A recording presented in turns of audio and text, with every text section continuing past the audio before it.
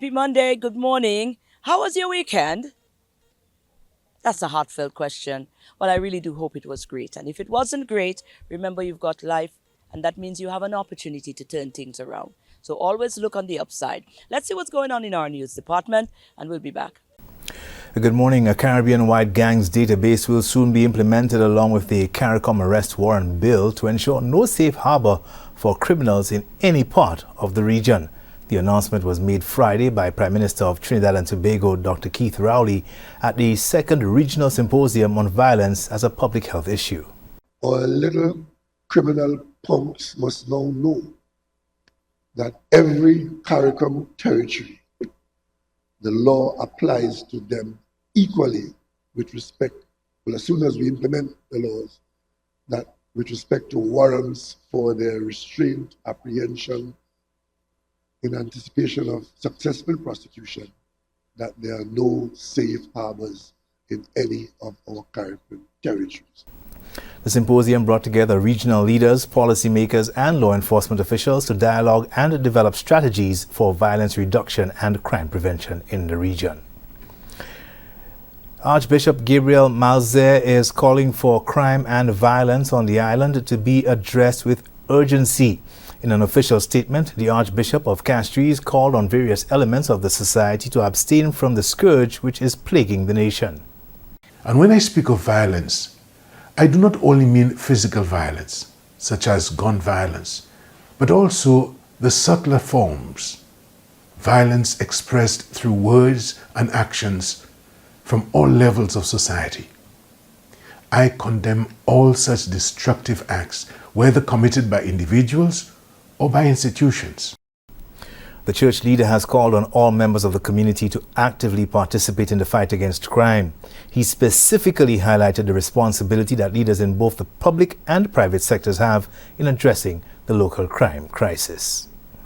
The Ministry of Health, Wellness and Elderly Affairs and key stakeholders are getting capacity building support from UNICEF to help enhance skills in the area of developing and leading social and behavior change activities and programs. The two-day social and behavior change communication training is aimed at developing the skills and knowledge of participants on applying social and behavior change communication approaches when responding to public health and other emergencies. We really want to emphasize people-centered approaches, meaning that when you are actually designing interventions, that you understand the population you're dealing with, you involve them, you include them. For example, one of the sessions I'm going to be doing is looking at involving participants. Involving them means not just thinking about people generally, but when you're involving people, do you think inclusion? Do you think people with disabilities? Do you think the elderly? Do you think children? Everybody has their different perspectives and different influences. So, how do you manage those things to ensure that if you're trying to reach people, that they are part of the process and that they themselves help you to determine what is the best way to help change their behaviors. The training also focused on strengthening the capacity of participants to help them design and implement interventions aimed at behavior change. Health educators, public health nursing supervisors, nutritionists, social transformation officers and representatives from town and city councils, to name a few, benefited from the social and behavior change communication training program. Over 200 clerical, technical and ancillary workers employed with Minville and the Chasney group of companies will now benefit from an industrial agreement between the company and the National Workers Union, or the NWU. Workers throughout the company's operations across the island will receive a 10% general wage increase to be executed before the end of the year. And it goes as follows: 4% in year 1, 3% in year 2, and an additional 3% compounded in year 3. The new contract includes an increase in the allotment of uniforms and in compassionate and paternity leave. There will also be a payout of 11 months back pay. The parties have initialed the new provisions of the new industrial accord to facilitate the execution of the financial benefits in December of 2024. This industrial arrangement will run for a period of 3 years from January 1st, 2024. During this time, the parties will continue to discuss at a domestic level the personal development of some employees. Secretary General of the NWU, Johan M. Haywood, has conveyed the organization's admiration to the company for its constructive approach during the brief collective bargaining sessions. And that's your morning news. Thanks for watching. Thanks, News Department. Let's take a quick break and come right back.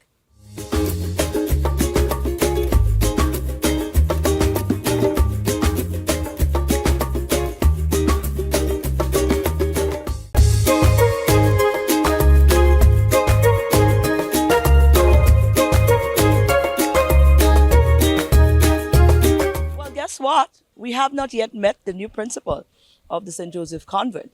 And you know, that's our place. We normally go there all the time to cover stuff. So it's only fitting that we get to meet her. And here she is. Oh gosh, well, here used to be a home for me because I always come in, sister, what's going on? We always stopped in because there's always something really meaningful happening here that we need to share with the public at the St. Joseph's Convent. Now, first, let me say congratulations to you on your new appointment here. Thank you very much. This is the new principal of the SJC. You know, we was about to come and we had to get a feedback from her as well. What has it been like? It's been like how many months now? I am into my second month, I would say. And I'm no stranger to SJC. I actually worked there for 24 years. Stepped away for a year and 6 months, and I've just returned. Right. So it has always been a wonderful experience to be associated with this school. And I'm just thrilled to be given an opportunity to serve in a different capacity. Well, that is what I want to talk about. The capacity is different. You may have been around, but it's definitely a different capacity. The mandate is a tall one, but of course, you will have had that lock to it. But actually assuming the role now, from that perspective, what are some of the plans? Because you've been around the school. You may have seen some places you might have want to create some changes, some advancement, or just in the aim of enhancing and growth. What are some of the things that you might have planned that you think, okay, I would like to be this to be implemented under me. I would like to be responsible for adding this value to the institution. Okay, so I'm stepping into the shoes of a fantastic principal who did a great job of finding a balance between maintaining what was traditional and ensuring that the curriculum was relevant. So my role will be to build on that. So I would say one of the areas that I think needs a little bit more support would be in the area of the arts. Okay. So this is a school that's heavily focused on STEM, but I'm looking more at STEAM. Okay. So I want to make sure that the arts students are given more opportunities to grow. The resources for our arts subject areas, I think, could do with some improvement. Right. So in the short term, that's one of the goals that I have. And generally, my goal is to maintain the standard of SJC.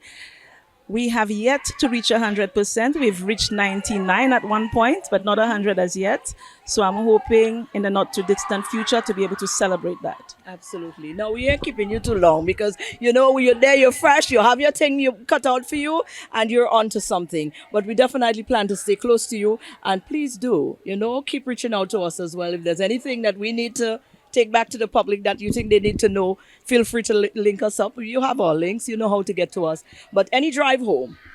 Well, we definitely will continue to do what we've always done, which is set the standard for other schools. I am very, very proud of the girls in terms of the initiative of the telethon. Just going back to the telethon, our primary objective is, as an all-girls school, to raise awareness for breast cancer and, of course, to be able to provide some level of funding towards assisting people who are struggling with those challenges. So our goal is to raise $60,000. We're not close to that goal as yet. So we're looking for our past pupils, families, past benefactors of St. Joseph's Convent to reach deep into their wallets and be generous to assist us in meeting that goal of $60,000. I'm sure we can. And maybe surpass it as well. Well, Congratulations. that would be again. awesome. Thank you very much. Congratulations again, and thank you. And thank you as well. Wonderful.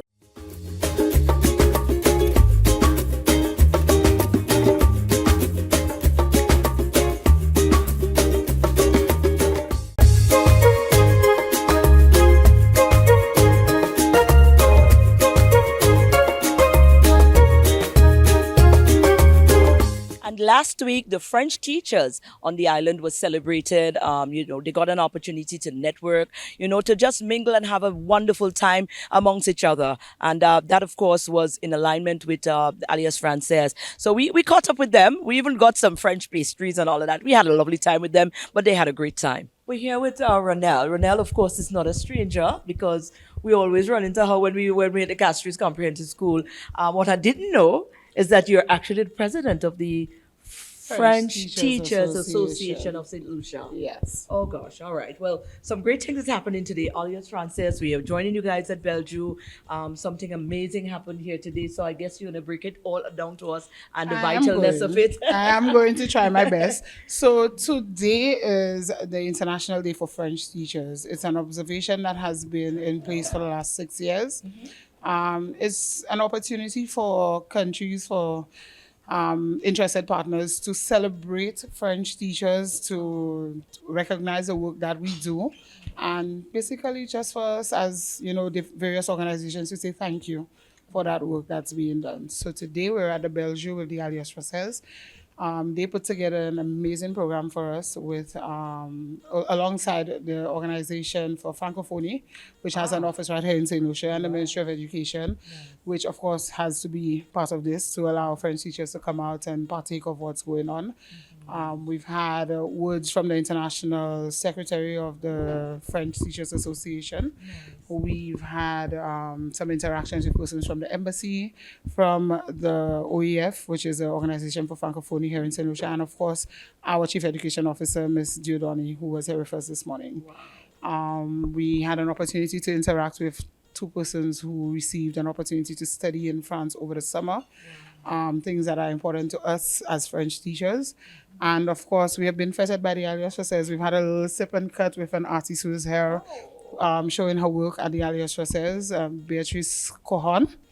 And so some of the teachers are now starting their session whilst we come in here to do something a little bit more hands-on in terms of experimenting with ways that we can bring French to our students more clearly in the classroom. Maybe even more exciting, make it a bit more exciting for them. Because when we tell them the foreign language, I know my son is always complaining about, but it's such a vital thing, for them to be able to understand the importance of having a second or a third or a fourth language. It is true. And French, what better way to start, isn't it? What better way to start? The Martinique is right there. Yes. France is literally, on our doorstep, not quite, in our country, but on our doorstep. We have the Alliance Francaise here. We have the French Embassy for the Eastern Caribbean right here in St. Lucia. So why not start with French? We have many teachers who have benefited from just learning the language, even if they don't teach French, but they have had the opportunity to utilize French in various ways. Education in France is very affordable. And the opportunity to study in France is open to all of our students as long as they're willing to do the work that comes along with it. So we're here as French teachers to ensure that they get the opportunities that are open to them, that are available to them to do what needs to be done.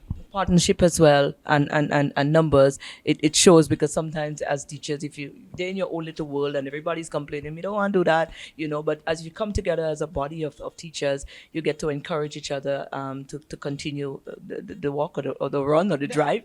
That is very true. Sometimes it seems like a crawl, sometimes we walk, sometimes we run, but it's important for us to get the opportunity to collaborate with each other, to share best practices, to share the challenges, to see how best we can, get through them, and for us to just basically get to know each other, because every year we add new teachers to the fold. So it's always important to come together and do that. Wonderful. Well, I like this. I really do like this. I hope we can get some pictures maybe from what actually happened before we got here. But that would be nice as well. But kudos to you and to all the French teachers. Oui, it's all I know. I should come to do some French. I'm putting you to the task. Yeah? Oui, tu peux venir. C'est important. It's important. You can come anytime you're ready, and we'll be happy. If I can't do it personally, I will find you somebody who can help you with French. The next time you see me, I'll be Frenching of the town. Don't play with me. All the best. Thank you very much. Merci beaucoup. Merci beaucoup. Ah, you see, I got the first one.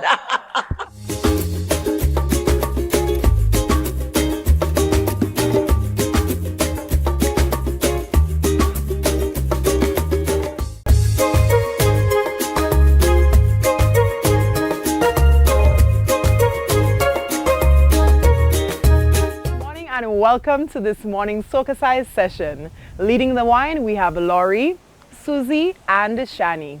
Let's get ready to sweat with SocaCize. This warm-up routine is Savannah Grass by Kess the Band. Let's get moving.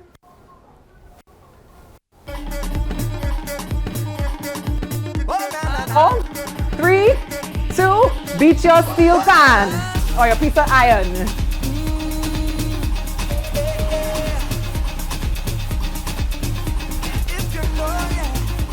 3, 2, alternate the side, step together, and hey.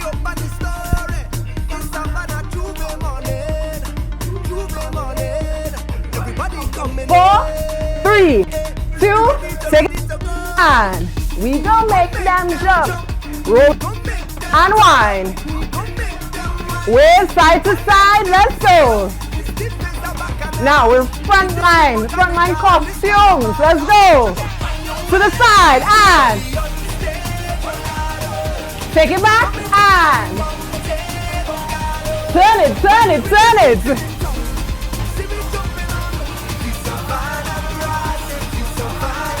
This side, let's go. Olado. Take it back. Turn it, turn it, turn it. 4, 3, 2, 1, and hey.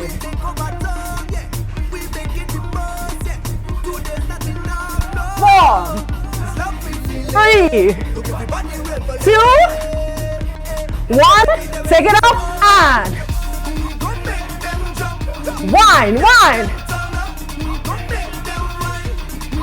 With 4, 3, 2, let's go.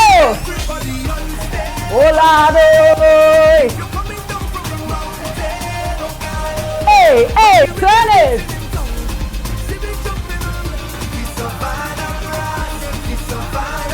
Next side, let's go.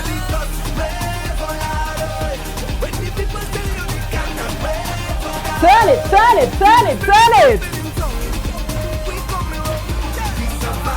4, 3, 2, 1, and